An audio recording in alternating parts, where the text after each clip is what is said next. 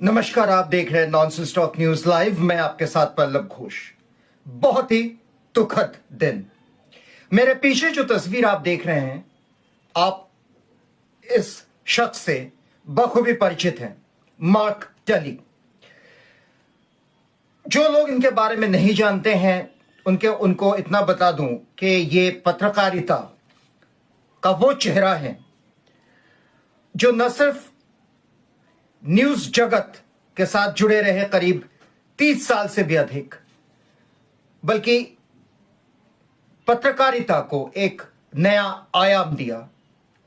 थे तो ये बीबीसी के ब्यूरो चीफ करीब 22 साल तक, लेकिन इन्होंने जिस तरह से भारत को, इंडिया को देखा, जिस तरह से इंडिया के स्टोरीज को पेश किया, जिस तरह से आम लोगों के, साधारण लोगों के जीवन से जुड़े हुए स्टोरीज पेश किए, वो काबिले तारीफ थी। हो सकता है आज का जो जनरेशन है, आज की जो पीढ़ी है, उसको मार्क टली के बारे में ना पता हो, लेकिन मार्क टली का नाम हमेशा पत्रकारिता जगत में न सिर्फ सुनहरे अक्षरों से लिखा जाएगा, बल्कि जो नए युग के, नए पीढ़ी के पत्रकार हैं, उनके लिए एक इंस्पिरेशन बन के हमेशा सामने उभरता रहेगा। करीब 22 साल बीबीसी यानी ब्रिटिश ब्रॉडकास्टिंग कॉरपोरेशन के नई दिल्ली में ब्यूरो चीफ रहना अपने आप में बहुत बड़ी बात है। इसका मतलब सिर्फ आप पॉलिटिकल जो कॉरिडोर है, यानी सियासतदानों के साथ आपका तालमेल अच्छा है या उनके साथ आपकी पैठ अच्छी है, ऐसा नहीं। बीबीसी जैसे संस्था के ब्यूरो चीफ का आम जो नागरिक हैं, जो लोग हैं इस देश के, उनके साथ भी कहीं ना कहीं एक अच्छा पैठ होना बहुत जरूरी है। क्योंकि आप जब स्टोरीज करते हैं, पीपल्स इंटरेस्ट के स्टोरीज, तो आपके लिए एक ब्रिटिश ऑर्गेनाइजेशन से मुखातिब होना चैलेंजिंग होता है। यह मैं इसलिए कह रहा हूं क्योंकि मुझे पता है कि जो फॉरेन जर्नलिस्ट्स भारत में काम करते हैं, उनको किन किन परेशानियों का सामना करना पड़ता है, चाहे आप माने चाहे ना माने। कई जगहों पे उनको, जो लोकल्स हैं, उनको ये तक कह देते हैं कि आप क्यों आए हैं, आप इस देश के बारे में जानते ही क्या है, जब एंटी स्टोरी करने के लिए जाते हैं ये पत्रकार। खैर, सब ये तकलीफ तो हमारे साथ हमेशा होती है, हम भारतवासी हो तो भी होती है। लेकिन मार्क टली उन पत्रकारों में से थे जो इस देश को इतनी अच्छी तरह जानते थे, इसलिए वो हर स्टोरी को एक नया जीवन दे सकते थे। दिया भी था उन्होंने, चाहे पॉलिटिकल स्टोरी हो, चाहे सोशल स्टोरी हो, चाहे कल्चरल स्टोरी हो, या फिर पंजाब इंसर्जेंसी हो। जी हां, मार्क टली और पंजाब इंसर्जेंसी का नाम ना आए, ऐसा तो हो ही नहीं सकता। मार्क टली उन पत्रकारों में से है जिन्होंने सबसे पहले पंजाब इंसर्जेंसी को ब्रिटिश ब्रॉडकास्टिंग कॉरपोरेशन बीबीसी के लिए कवर किया, और उस दौरान उनकी मुलाकात हुई जनरल सिंह भिंडरावाल से। जनरल सिंह भिंडरावाल वो नाम है जो एक टेरर थे, खौफ थे। सिख समुदाय उनको संत कहते थे, बाहर लोग उनको टेररिस्ट कहते थे, आतंकवादी कहते थे। बहरहाल पंजाब टेररिज्म का वो चेहरा, डरावना कहूं, घिनौना कहूं, खौफनाक कहूं, क्या कहूं, हर रोज मौतें, हर रोज किडनैपिंग, हर रोज औरतों के साथ अत्याचार पंजाब में ही। मार्क टली उन पत्रकारों में से है जो विंडावाल से मिलते हैं और उन्होंने हर इंटरव्यू में ये किस्सा साझा किया है। मैं जो लोग नहीं जानते उनके साथ शेयर करना चाहूंगा। बहुत इंटरेस्टिंग किस्सा है। हुआ ये कि जब मार्क टेली संत विंडावाले से मिलने गए, जैसे कि मैंने कहा सिख लोग उनको संत कहते थे, तो संत जरनैल सिंह विंडावाल जो कि गोल्डन टेम्पल के शायद चौथी मंजिल या पांचवी मंजिल में, उनका एक अलग दुनिया था।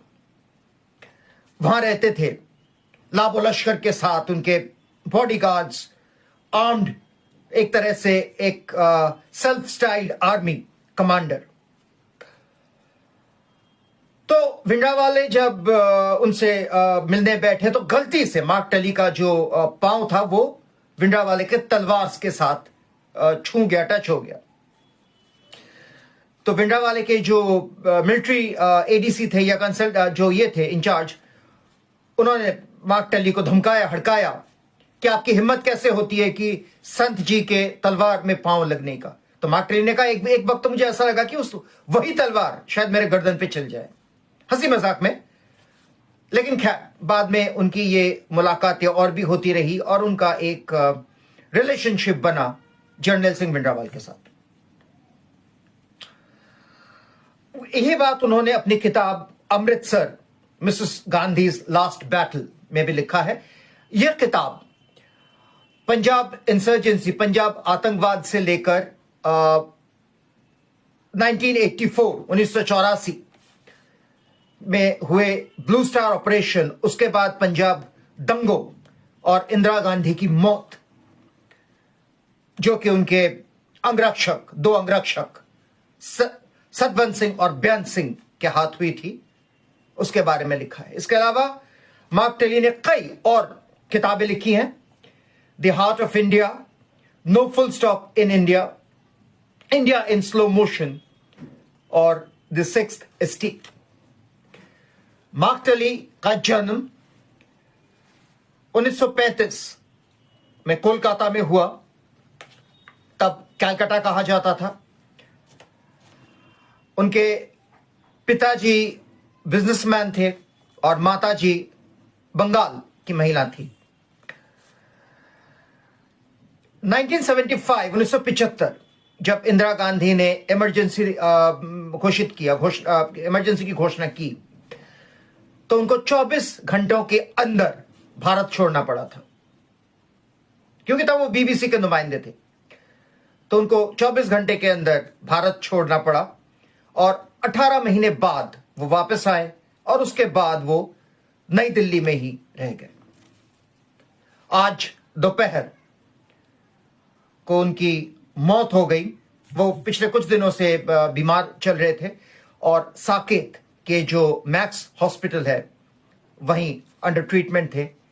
यह खबर एक और बहुत सीनियर पत्रकार सतीश जैकब और मार्क टेली के बहुत पुराने मित्र उन्होंने साझा किया।